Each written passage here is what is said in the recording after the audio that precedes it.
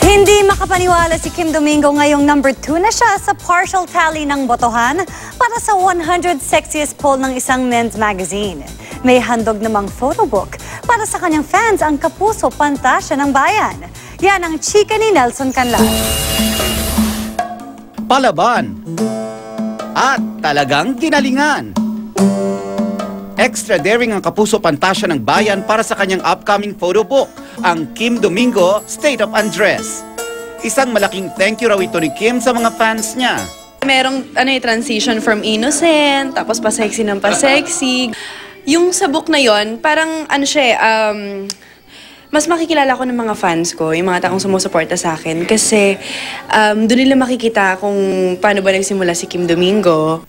Hindi pa rin daw makapaniwala si Kim na narating niya ang ikalawang spot sa FHM 100 Sexiest. Kahit unofficial tally o partial results pa lang, malaking bagay na raw ito for Kim. Nung isang taon daw kasi nasa number 9 siya at ngayong taon, tila mas marami na raw ang nagmamahal sa kanya. Grabe, unexpected. So sana tuloy-tuloy pa rin yung pagboto. And ngayon na, magde-deadline na ngayon today. Pero alam mo kung ano man yung maging kalabasan ng resulta, happy ako. Hindi rin daw madali ang maging halos top spot.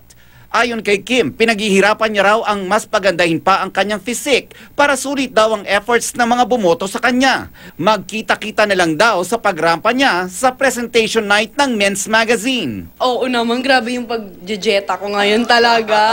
Kasi kahit may taping, as long as meron akong time, kahit from taping, maaga ako na pack up, punta ako ng gym. Nelson Canlas, updated sa Showbiz Happenings.